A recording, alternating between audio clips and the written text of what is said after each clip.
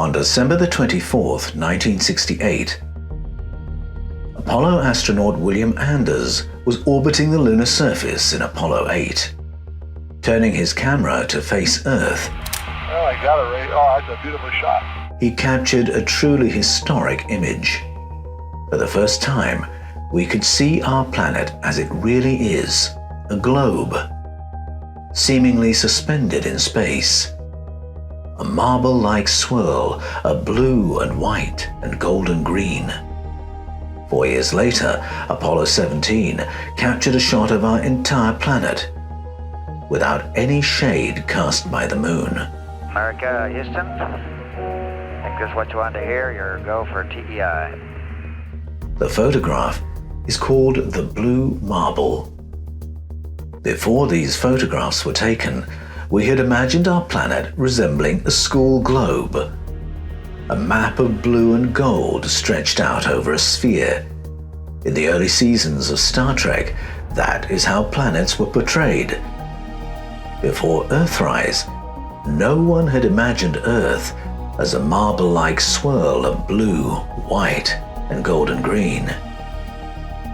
Except for Plato. 2,500 years ago, that is exactly how Plato described planet Earth. But how could he possibly have known? Where did he get his unearthly information from? Is it possible that Plato knew and described how planet Earth looked like from space, from a distance? Because he was a contactee. Before we get into today's content, on behalf of the Fifth Kind TV, I want to say a big thank you to Surfshark for sponsoring today's content. Surfshark is a VPN that allows us all to become citizens of the world through online access. If you're like me, you'll enjoy watching online content from countries all around the world.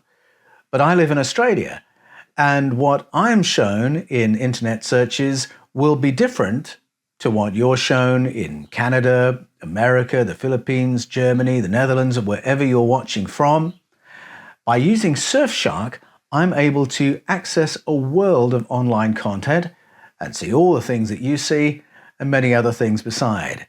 Surfshark enables us to become citizens of the world through online availability. Get fully protected.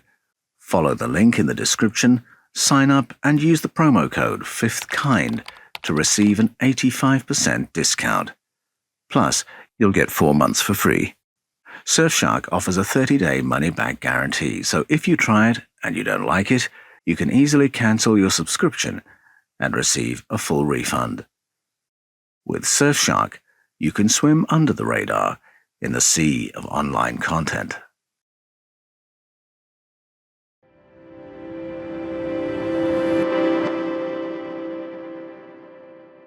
Plato was an ancient Athenian educator. His real name was Aristocles of Athens, and he lived from around 427 to 348 before Common Era. Plato was actually his wrestling handle, because as well as an educator in science and philosophy, he also taught wrestling. Now, I believe Plato probably was a contactee, and I'm going to explain why I think that in a moment.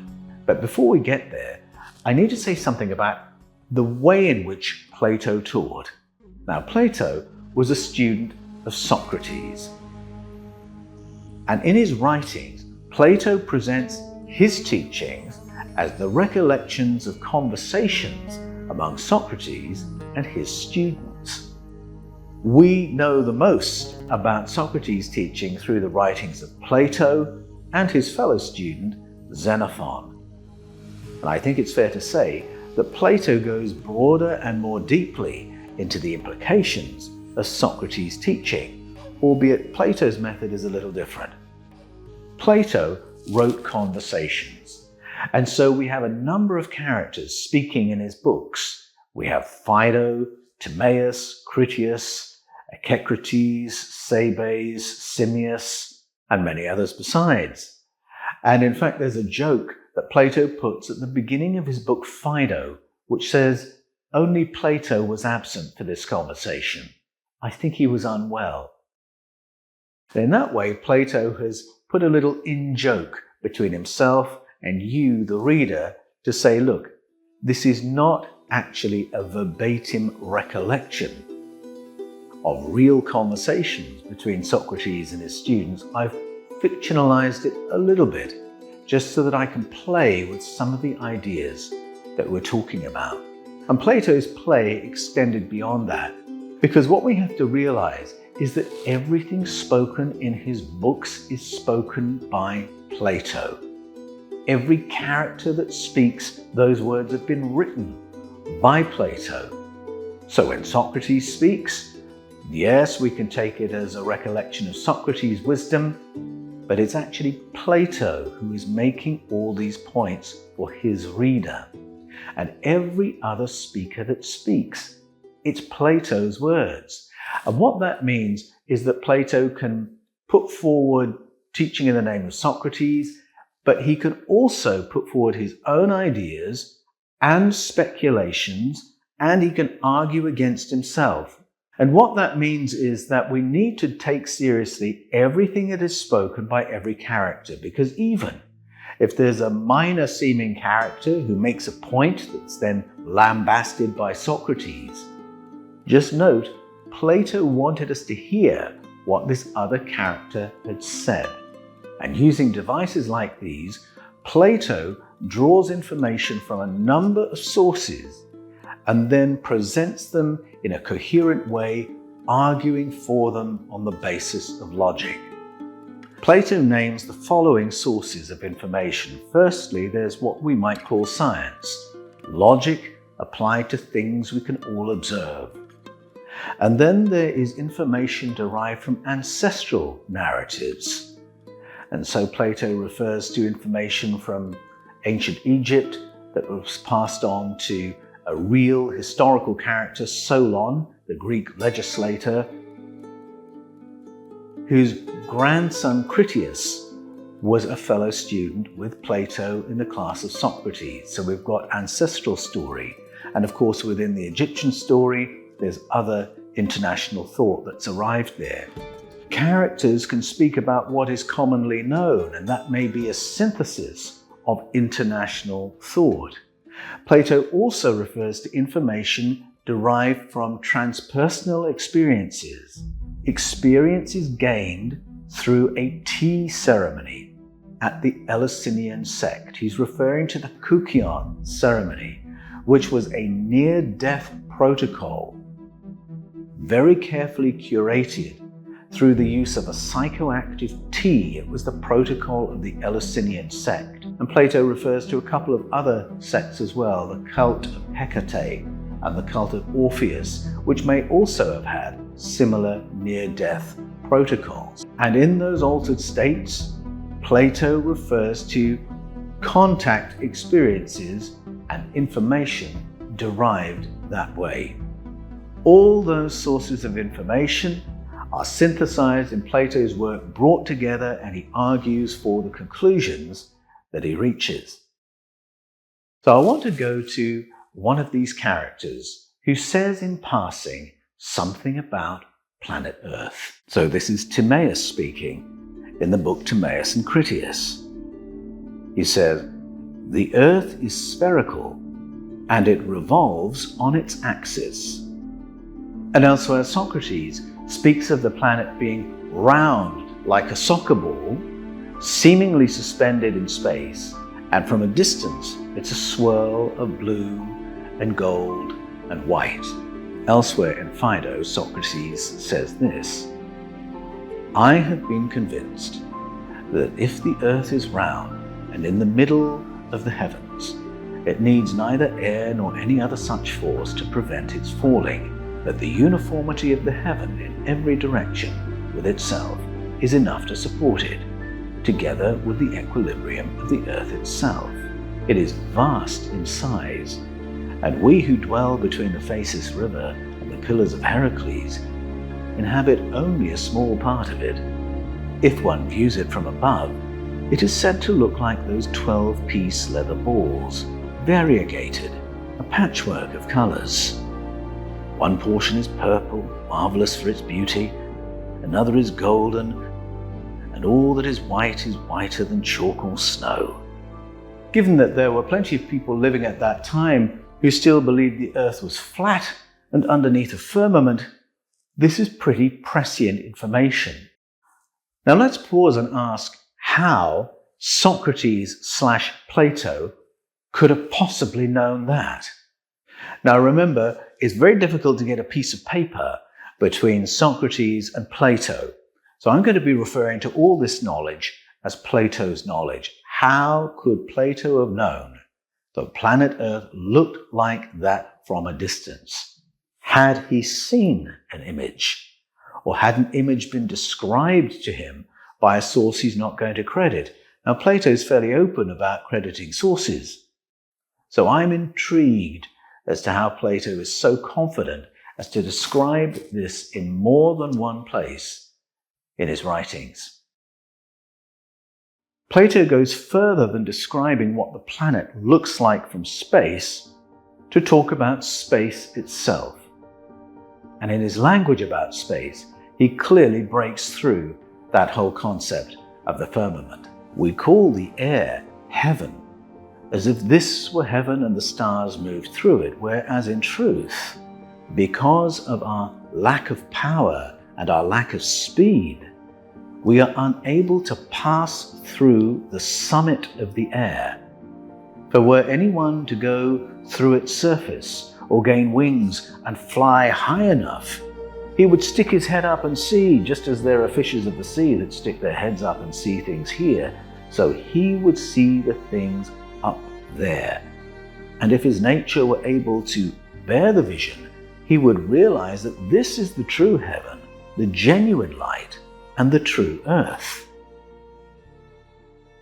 Here Plato is saying that if we had the technology to generate enough power to travel fast enough, we could get beyond the atmosphere. That's our language today.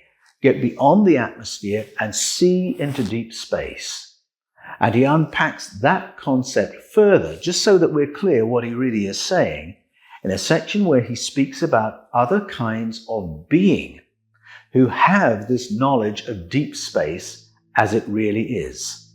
He says, among many other living things, there are people, some dwelling in land, some living in the air, just as we can live on the sea, and some on islands in the air, surrounded by air. They are free from sickness and live a far longer time than people here, and they surpass us in sight, hearing, wisdom, and all such faculties. The sun, moon, and stars are seen by them as they really are, and their happiness and all else accords with that. This vision of people living on islands in the sky is not the monopoly of Plato and Socrates. We hear the same language used by the Efik people of Nigeria, who speak about advanced beings, a Bassi and a Tai, living on an island in the sky and having a role in the engineering of Homo sapiens in the deep past. But these teachings about space really go together, because here Plato is saying, if we could generate the power and had the speed, we could get beyond the atmosphere and see deep space as it really is. There are people who have done that, and they are similar to us, but they're more intelligent, they live longer, they don't get sick, and they live on islands in the sky. Now today we have other language for people like that, and we would call them extraterrestrials. It's not the only place where Plato hints at present-day contact. In Timaeus and Critias, Socrates describes 4 kinds of living creature. What's so interesting about this is that Plato draws no distinction between those kinds of being. He doesn't say 3 of these are real and 1 of them isn't, or 3 are real, physical, and one is imaginary. He talks about different kinds of creatures, those who live under the sea, those who live on land, those who live in the air, and those who live in space. And when we see in translations God from the heavens, we need to be very careful about that language, because Plato makes clear what he means by God and what he means by heavens. Unfortunately, we mean something else by those words. Heavens to us is a religious word. God is a religious or transcendent concept. But Plato is very clear to define the word God, or theos in the Greek. He says God can be one of two things. It can be either the personification of a planet or a star or a sun, or it can refer to an advanced being, advanced beings which interacted with our ancestors to raise our intelligence. And once again, he describes them in this four creatures section as a flesh and bone reality. The only difference is where they live, that they are extraterrestrial and do not live on Earth. They live in space. Now, how can Plato speak so confidently about these other kinds of being?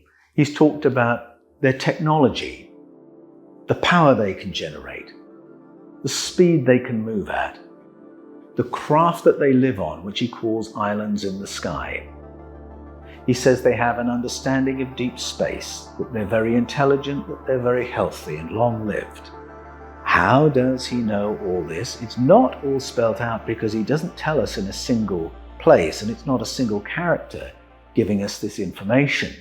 But he goes on to talk about contact experiences in another section of his writings. He refers to contact in the present, and he refers to contact in the deep past, which I think we can call an invasion. In Timaeus and Critias, Critias says, once upon a time, the gods divided up the whole earth between them according to its regions. Each gladly received his just allocation and settled his territories. The various gods then administered the various regions which had been allotted to them. In my book, The Invasion of Eden, I show how this narrative of invasion exists all around the world. We can find it in the story of Mo'ol and the Ahumanu from ancient Hawaii. We can find it in the Bible and its stories of the Tseva Hashemayim, the sky armies, which became the El Ba'adat, the Council of Power, dividing up Earth's territories in Psalm 82 and Deuteronomy 32. It's there also in the ancient stories of Mesopotamia. Plato describes it matter of fact in the words of Critias, and none of the other people in that class contradict what Critias has to say. So certainly there's contact in the deep past, but Plato takes us further and describes contact experiences in the present day. In Phaedo, Socrates speaks about what happens to us when we die. Now it is said that when each one has died, the spirit allotted to each in life proceeds to bring that individual to a certain place, where those gathered must submit to judgment, and then journey to Hades with the guide appointed to conduct those in this world to the next. And when they have experienced there the things they must and stayed there for the time required, another guide conveys them back here during many long cycles of time. This path seems to me neither simple nor single, but then there would be no need of guides. And I speak from the evidence of the rites and observances followed here. What Plato/Socrates is speaking about is a near-death protocol that was very carefully curated by the officiants of the Eleusinian sect in ancient Athens.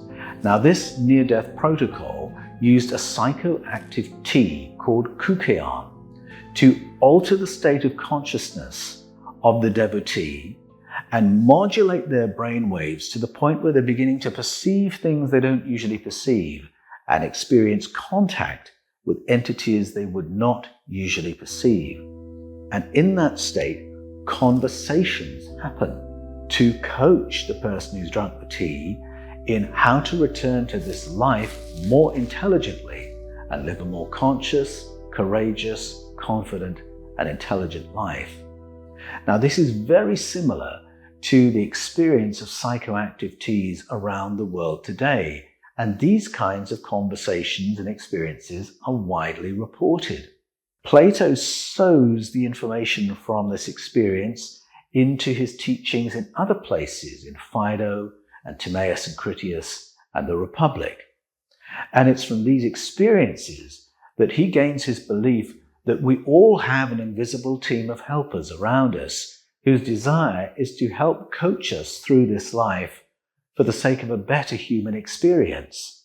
It's from these experiences that Plato has concluded that we are here to have experiences and to learn things on behalf of the cosmos, and that we will have a better experience of this if we can learn to shake off the heavier emotions, as he calls them, things like rage, fury, unforgiveness, resentment, trauma, terror, unfulfilled ambition. If we can shake those off and learn to vibrate at a higher frequency, to use that language, if we can operate out of love and joy and curiosity and compassion, that is the wise path and that is the better experience. And we move on from that to the next experience more easily, he says. Now, all these conclusions, for which Plato was criticized by later generations because they said he sounded too Christian, never mind that he lived half a millennium before Christianity, these conclusions he reached through, I believe, his personal experience of the Kukion ceremony. Now, it's all put on the lips of Socrates, but when you connect the dots of the teachings derived from this experience, you realize Plato is describing it with such interiority. It really has to be an experience that Plato had had himself. He believed it was real. He believed the guides were real. He was a little agnostic as to who the guides were, whether they were the spirits of ancestors or a totally different kind of interdimensional being here to support our progress through life. But the contact was real. And so already we have a number of kinds of being that Plato is attesting to. There's us, there's those who live on islands in the sky, there are the guides that we meet in altered states of consciousness, and then there's the craftsman. And the craftsman is the Demiurge, a kind of being who is involved in creating the world as we know it, terraforming this planet, to use today's language. And again, this view of our planet's history and our history as a species is not exclusive to Plato. We can find these stories told by the Iroquois people, by indigenous Filipino narratives, by the Enuma Elish of ancient Sumeria, and, as I argue in my Eden series, it's there in the Hebrew scriptures as well, in the pages of Genesis. Now, Plato spreads all this teaching about other kinds of being, including those with whom he has had contact through the Kukion ceremony. It's there in Phaedo, Timaeus and Critias, and the Republic, but he doesn't put it all in one space, spoken by one voice, because it would be overwhelming. And in fact, in his book, The Republic, Plato explains why he has done this, and he does it in his most famous passage of all, his passage about the cave. In his book, The Republic, Plato describes this world and the condition of human beings as being like that of people who are confined in a cave. They are chained in such a way that they can't move their heads to see each other as they really are. All they can do is look at a wall in front of them and see projections of themselves cast by a fire that's burning behind them. They're seeing shadows, believing that they are seeing the real world. And then Plato asks us to imagine what would happen if a person were to break out of their chains and walk out of that cave into the real world. Plato says, of course, at first the experience would be blinding and quite painful, and the person would be unable to see the world as it really is because it would be overwhelming. And instead of looking at things as they really are, he might prefer to look at reflections in water, and then gradually his eyes would acclimatize, and he would see the sky and the land and the trees and the plants and the creatures and himself, and realize that a whole new dimensionality has been added to his understanding of the world and the human condition. And then when he looks back into the cave, he would have to feel overwhelming compassion for those trapped in that dark condition where they're only looking at shadows and they're in chains, but they don't realize it. Such a person, says Plato, would feel compelled to return to the cave to help his peers. And this is all an analogy, and he says the person would clearly need to go back as an educator or go into politics because they would want to change the human experience for the better now they've seen things as they really are. The problem is that if the enlightened person goes back into the cave, he can't tell the people in the cave everything he has seen and now knows to be true because it would be overwhelming. It would be unbelievable. They would be unable to imagine it. They would think he was crazy. And so instead, he must behave as one in chains, as one only looking at shadows, but revealing his new knowledge only piece by piece, here and there, to help people gradually escape from that slave-like condition. Plato is describing himself.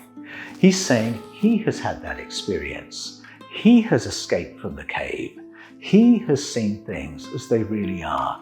And he now is revealing piece by piece the knowledge he has gained so that you and I might break out of the matrix, to use that language, and see things as they really are. Understand ourselves as we really are so that you and I can have a better human experience. Socrates wrestled with the decision of whether to go into politics, to try and change things that way, or go into education, believing that if the people are more intelligent and more conscious, it demands a more intelligent form of government. Emotionally intelligent people can't be manipulated by a xenophobe or a rabble-rouser.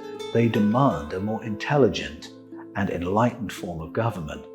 Plato made the same decision, and he gives the background to it in this analogy of the cave.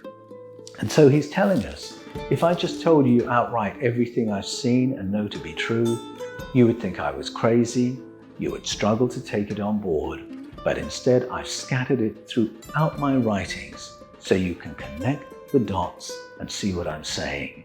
And Plato's far-reaching information was so prescient, was so advanced, that the British mathematics philosopher Alfred North Whitehead famously described the whole of the Western tradition of philosophy as no more than a series of footnotes to Plato, and no one felt the need to disagree with him. Plato is a genius and one of the great minds of all time. This is the information he's given us about these other kinds of being and the possibility of contact in the present and the certainty of contact in the deep past. And that's why you'll find Plato in every one of my books: Escaping from Eden, The Scars of Eden, Echoes of Eden, The Eden Conspiracy, The Invasion of Eden, and in the title that's on its way. Because that great mind put us in a populated cosmos and said the implications of that are that we might understand deep space as it really is and ourselves as we really are. And his hope in the light of all of that is that you and I might be more wise, more intelligent, more conscious, and have a better human experience together.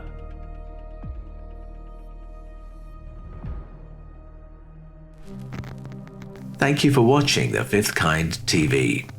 Remember to subscribe and click on the bell for notifications so that you never miss when we upload new content. For uncensored access to our full interviews and documentaries, go to fifthkind.tv.